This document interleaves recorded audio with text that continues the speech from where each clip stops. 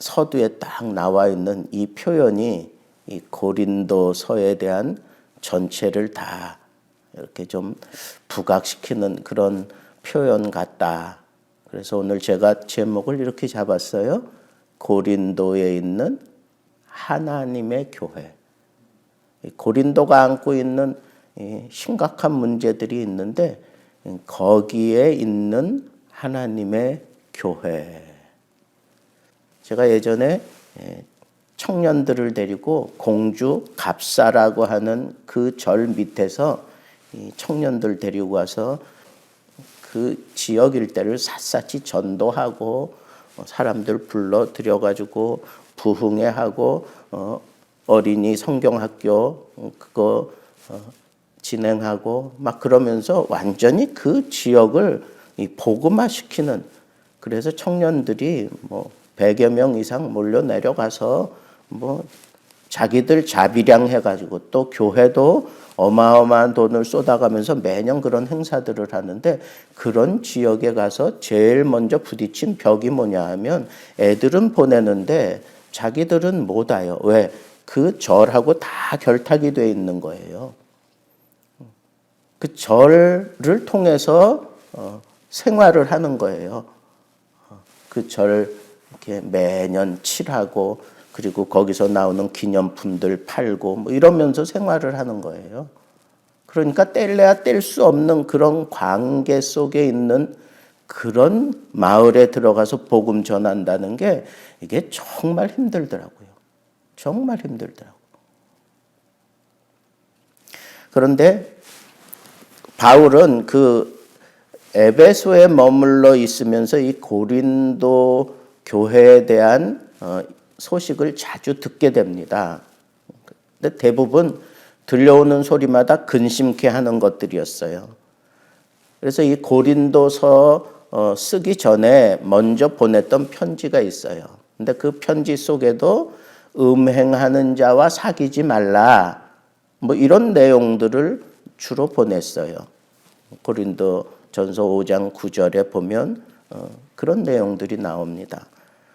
근데 이 내용을 오해한 고린도 교인들에게 다시 이제 편지를 쓰게 됐어요. 그게 바로 이제 이 고린도전서예요.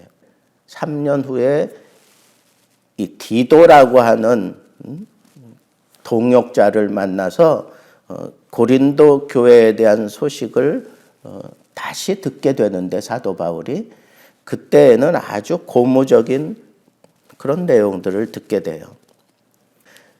자신들의 그 악한 행실을 회개했어요. 회개하기 시작해요. 그리고 바울을 다시 사모하고 있어요.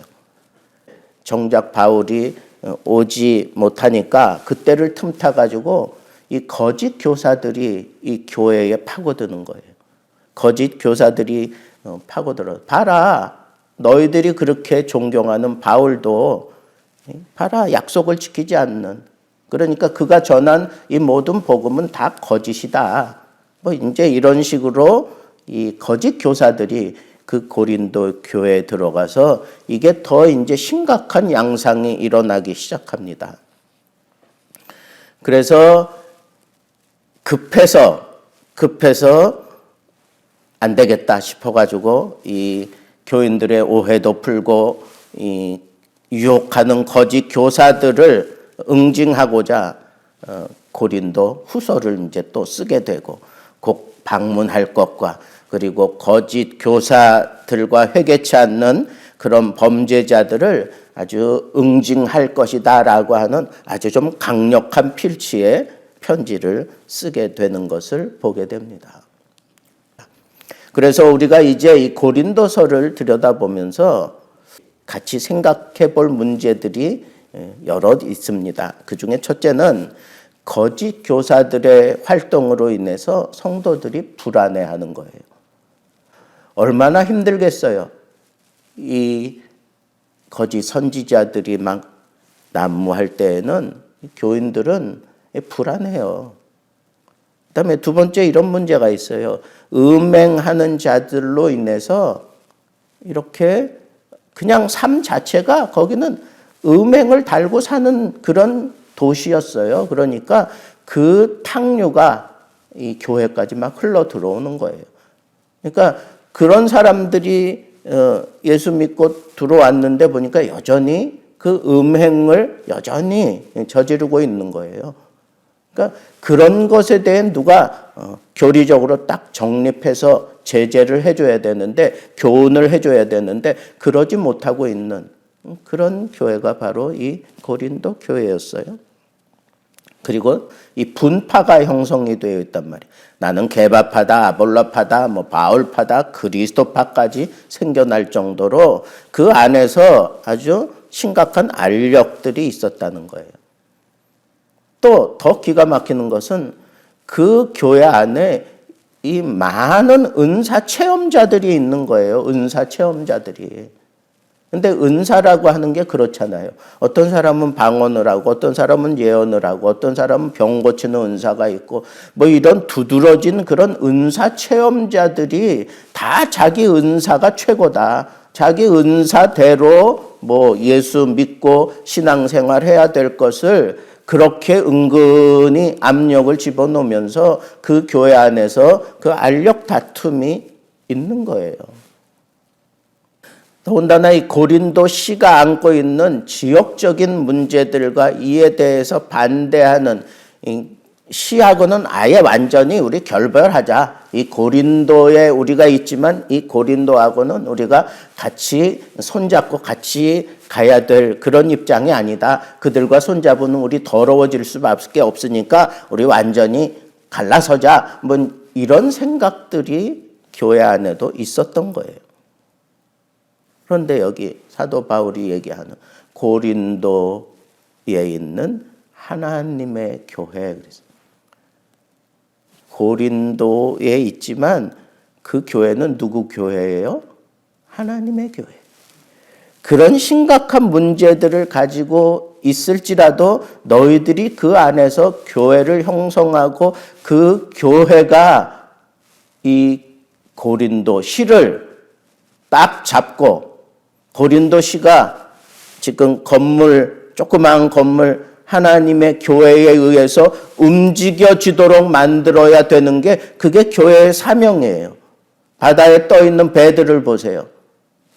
조그만 배는 사람들이 노를 지어가면서 방향을 틀어가지고 가죠. 큰 배는 조그만 키에 의해서 방향이 결정되어져 가는 거.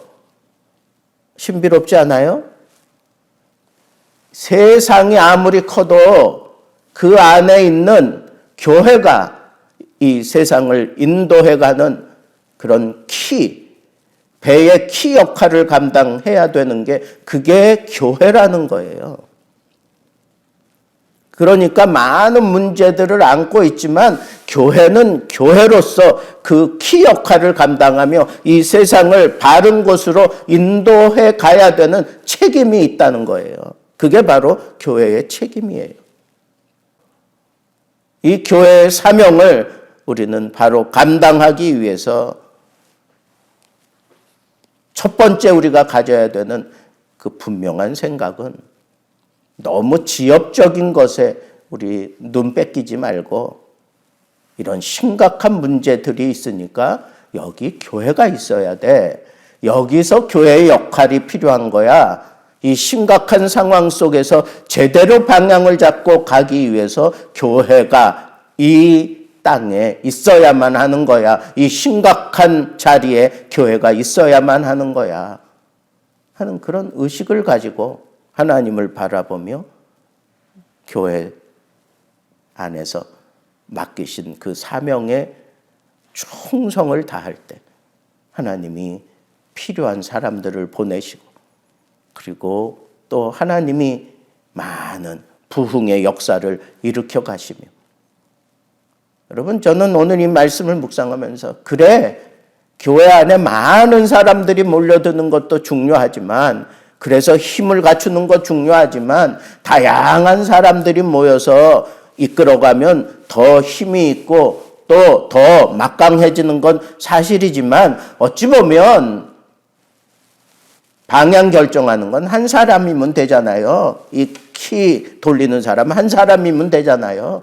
똑똑한 사람 하나, 제대로 된 사람 하나, 이 세상에 하나님의 뜻을 제대로 선포하고 하나님 앞으로 바로 이끌어갈 수 있는 사람 한 사람이면 세상을 딱 휘어잡고 하나님 앞으로 이끌어갈 수 있어요. 교회가 교회 본분을 다하고 세상에 영향력을 끼치며 방향을 결정해 줄 수 있는 그런 걸출한 인물을 키워내는 교회, 그런 걸출한 인물들이 찾아드는 교회, 우리 예수 등대 교회가 되기를 우리 주님의 이름으로 축복합니다.